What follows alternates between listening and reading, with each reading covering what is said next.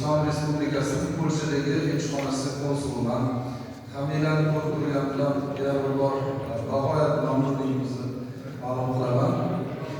Ushbu fursatdan foydalanib tadbirimizni ochuvni e'lon qilib, O'zbekiston Respublikasining Polshadagi elchixonasi siyosiy maslahatchisi Siroj Sayfullayevni ushbu bir nutq bilan chiqishlariga taklif qilib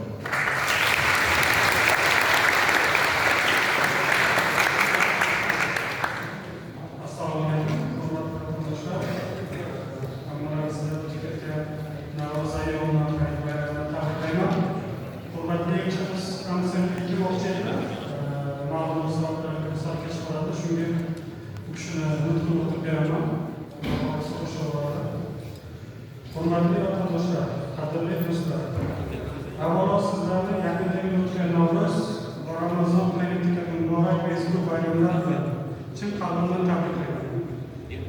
Bu bayramlar yangilanish, hamjihatlik va ezgu orzular ramzi bo'lib,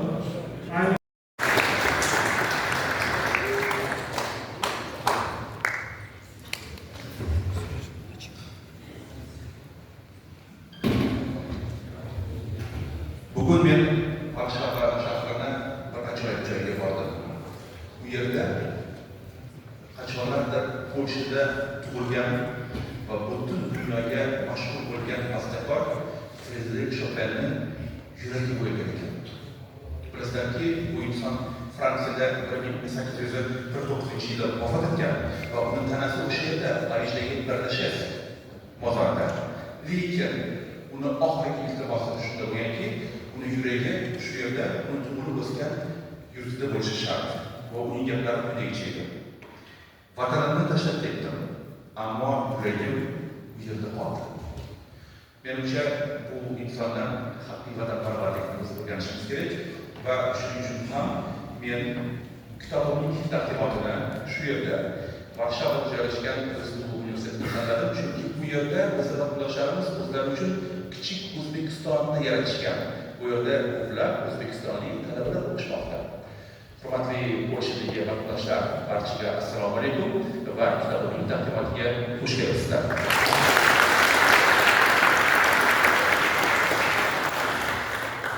Aslida mana shu davlatga birinchi marotaba kelishim Polshaga, lekin yaxshi niyatda kelib bo'lgan. Qancha ko'p yaxshi niyat bo'lsa, shuncha kam ekan. Men o'z vaqtida bu niyatni bundan 3-4 yil oldin qilgandim. Ya'ni bizni hozirgi elchimiz Amir Said aka O'zbekistonning Polshadagi elchisi bilan biz tanishganmiz. Ular bu paytda Turkiyada, Istanbul shahrida bosh konsul edi.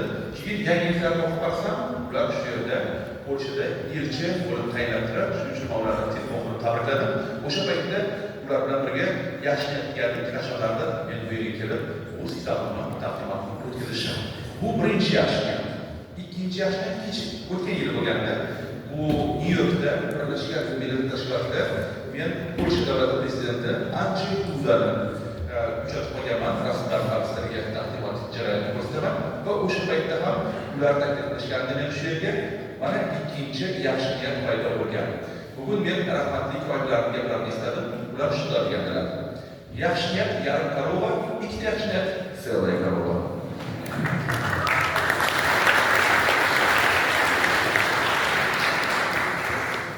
Hurmatli Polshadagi vatandoshlar, men juda ham xursandmanki, bu yerdagi ko'plab yurtdoshlarimizni bizneslarini ko'rib, qolaversa bu yerdagi nihoyatda faol bo'lganlarni, elchilikka kelib yordam berayotganlarni ko'rib xursandman.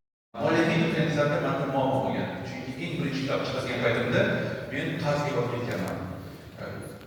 Bilmaganman, qayerdan chiqarish kerak, qayerdan transportировка qilish kerak, qaysi kompaniyalarga murojaat qilish kerak va juda katta pulga tushganman. Bu pulni men 1 yil davomida o'zim uchun tekindan qaytarganman. Lekin ikkinchi kitobga talab nihoyatda katta bo'lganda, lekin pul bo'lmaganda men obunachilarimga murojaat qildim. Agarda siz hozirdan hali chiqmagan kitobimni sotib olib 100% to'lov qilsangiz 3 oydan keyin siz albatta kitobni o'qib olasiz desam, bir kunning ichida hali osmonxonadan chiqmagan 1,5 mingta kitob sotilib ketdi. Bu degani qachonda o'zbek yoshlari kitob o'qimaydi degan gapni eshitib qolsanglar, ishonmanglar, bu gapni to'g'ri. Agarda demak biz ularni qiziqtira oladigan kitobni yozolmayapmiz deb o'ylayman. Shuning uchun bizni yoshlar kitobxonlar.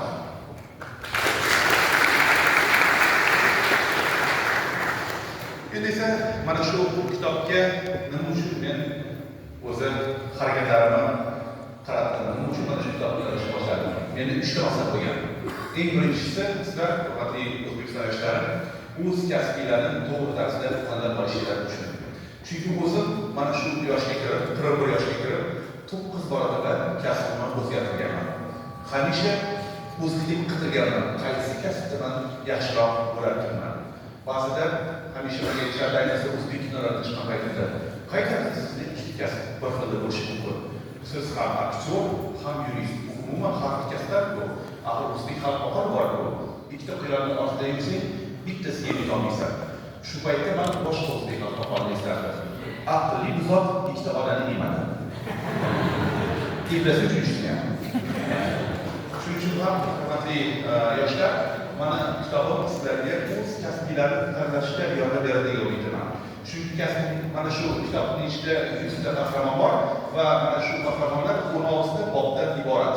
Ularning kasblaridan kelib chiqqan Instagram chiqarib, mana kitob chiqasin deb mana odamlar olishadi. Lekin yomon tomoni ham bor, ijtimoiy borlar deydi. Ba'zi ish qilishni ushlab, yarim soat bo'yicha kirib ketaman, ertalab to'g'ri bilmay qo'yaman. Shuning uchun minuslarni aytib o'tdilar. Oxirgi savolni men ularga berdim. Rokkim yoki Rambo desam, faqat Rokkim. Keyingi qahramonimiz ushbu kitobda bu Serbiya davlat prezidenti Aleksandr Vuchich. Keyingisi bu aksor O'zbekistonga keyin ancha uyalib qoldi. O'zbek qizlari mana bunun ustida turgan mana shu oq futbolka, mana shu kasbimni yirtib shularni qo'yadigan insonlar. Zo'r qochib ketdi. Mayli, avval bir mana kasbni yirtib qo'ydim. Yo'q, ana shu aksor. Rashk qildim, xolos qildim. Sizlarga boshqa qiziqarli inson ekan, mayli sizni juda yaxshi. Keyingisi bu yaqinda bu shaxs O'zbekistonga tashrif buyurdilar. Shu videoni isbot bilan shu ruxsat bersanglar, ushbu kitobni men elchixonamizni kutubxonasiga topshirsam, chunki bundan aytayotganda aynan bizni elchixonamiz va xususan elchimiz Amselga sababchi biz bugungi uchrashuvni o'tkazamiz. Amselga muxlislar.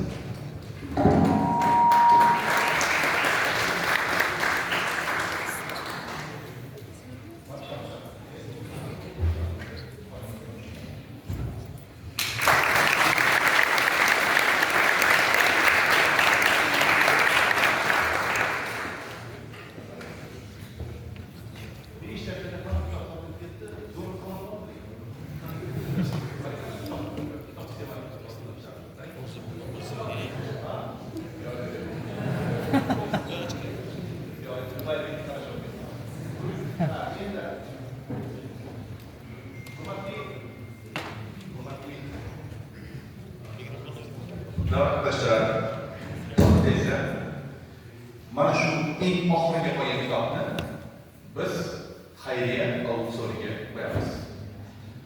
Pul berib bermaysizlar. Pul menga bermaysiz, hech kimga bermaysizlar. Mana shu kitobni agar siz sotib olsangiz, siz serebral kasali, ya'ni serebral kasaliga duchor bo'lib qolishga yordam Qoida bo'yicha hurmatli qo'shimchaga muhtojmiz. Biz xayriya auditoriyalarini Berlinda va Fransiyada o'tkazdik, katta natijaga ega bo'ldik va siz ham agar mana shu kitobni sotib olsangiz, kerakli asbob usullarni sotib olasiz, biz sizga faqat ro'yxat beramiz xolos. Kitoblarning hammasini birinchi kun soat 10 da Toshkent shahrida serebral falajiga duchor bo'lgan bolajonlarga shaxsan polis bilan topshirasiz. Bu yerda siz bir deyingiz. Kelishlikmi? Kitobni boshlang'ich narxi 25 euro. Kim ko'proq beradi? 100 euro. 100 euro rahmat. 150 euro. Elchi rahmat 200 euro rahmat. 500, 600, 600 euro gitti de rahmat sizga hurmatli Polshalik vatandoshlar. Rahmat. Qancha? 700. Qarsaymiz.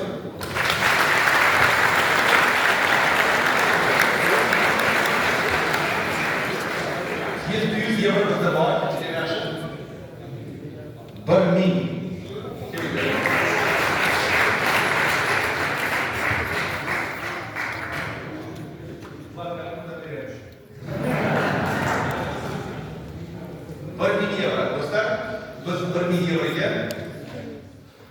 Mana shu kasallikka, ya'ni sirroq kasalligiga duchor bo'lgan bolalarga maxsus vannachilik, gidromassajni vannachilik berishimiz mumkin. Aynan 1000 euro turadi. Bu vanna maxsus usulkasi bilan. Bizda shu bitta vanna bor, lekin biz davom etamiz. Kim ko'proq beradi? Qancha? 1100? 1200 euro, rahmat. 1200 euro bir. 1,5 euro.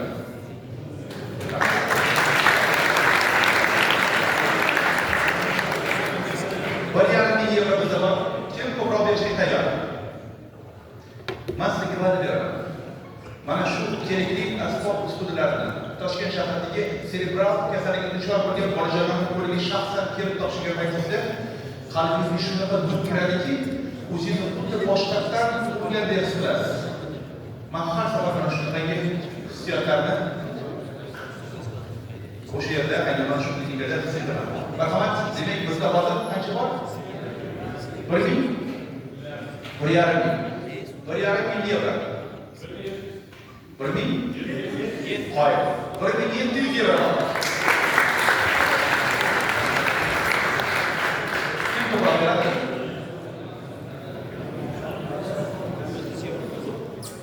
2000 euro.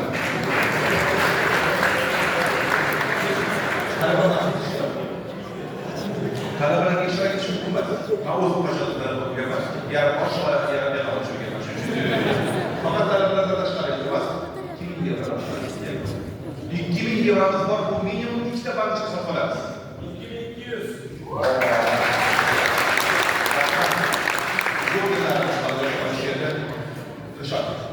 Rahmat sizga do'stim. 2200 euro bizda bor. 2 ta bankochka biz sotib olamiz. Kasal bolajonlarga va ularning og'riqlarini davolaymiz. Qolaversa, ularning epilepsiyaga duchor bo'lganda, ularning nerv tizimlarini aynan mana shu vaqtda davolab beradi. 2200 euro bor. 2400. Rahmat. Sog' 2400 euro pulimiz bor. 2,5 euro.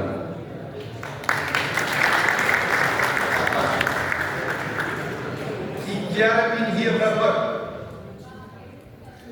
2,5 euro ikki.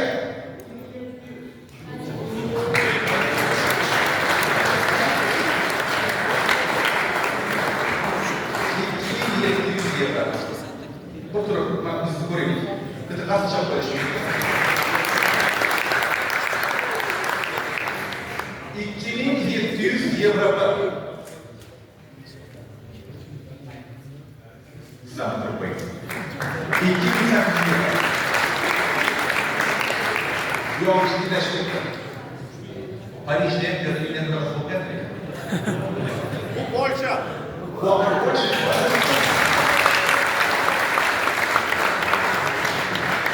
2800 euro bir.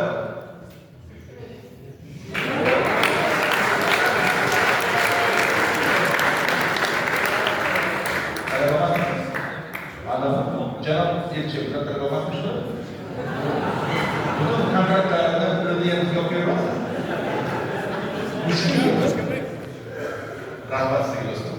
Rahmat, tashakkur. 3000 euro var. 3000 euro ikki.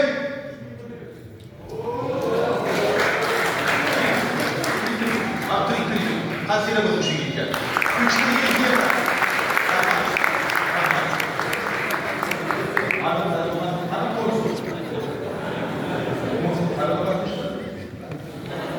Tanımak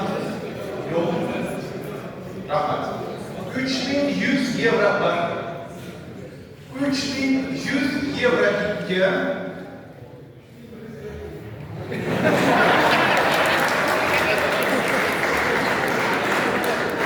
3150 yevro. Rahmat.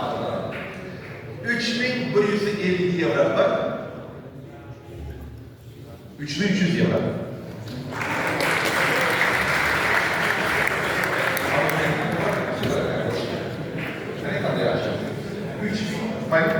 Bravo, şunu kırayım. Kaç yıl olsun?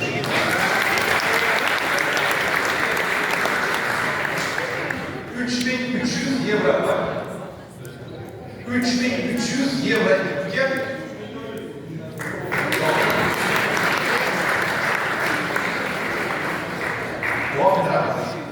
Bolajonlar uchun shunda yordam qo'lini cho'zayotgan vatandoshlarimizga ming rahmat.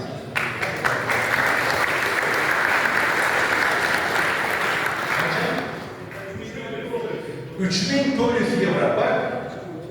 3400 yevro ikki.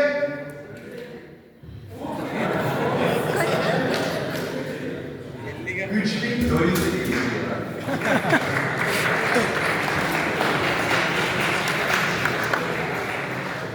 3450 yevro var. 3800.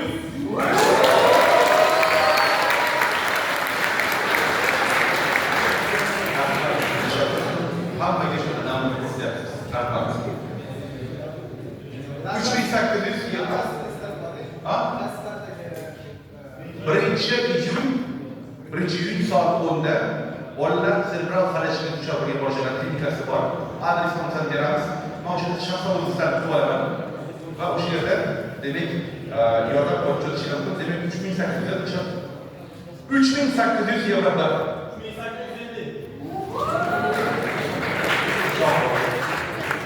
3850 yevro bir.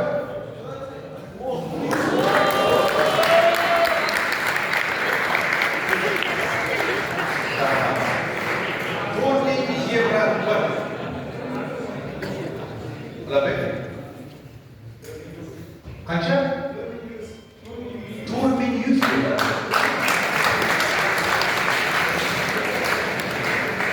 4100 yevro bir.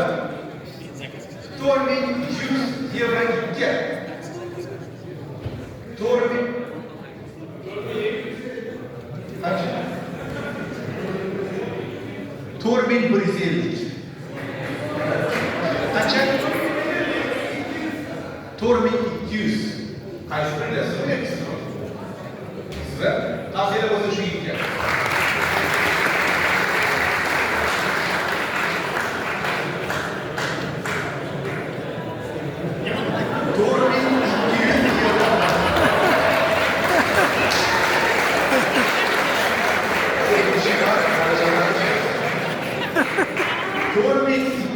Yevro bir. 4,5 yevro.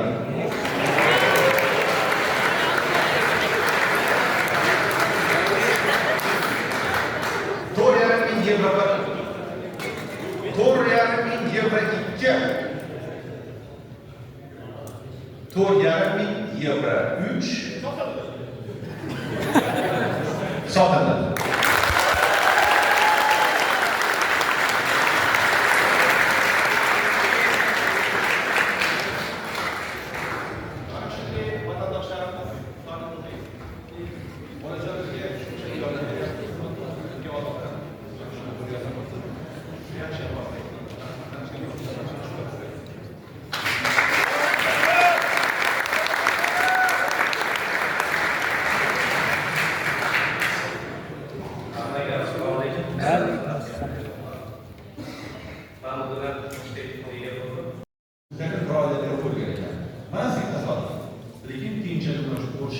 Gaplashib, uni oxirgi uchlarga ko'rishdik. Mana bu dedik, buni onayt o'zgardi, bu muvaffaqiyat. Maslahat esa mutaxassislarga buni onayt o'zgardi. Buni bilish shart. Bu yerga qonundagi alohida shart. Chunki sizlarga qarab, butun mana shu yevropaliklar o'zbek tiliga bo'lgan e'tiborini va fikrini demak shakllantiradi. Va uchinchisi o'ziga yo'qolmaydi.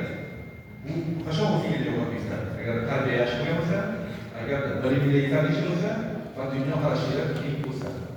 Qolganlar esa misol bergan odam.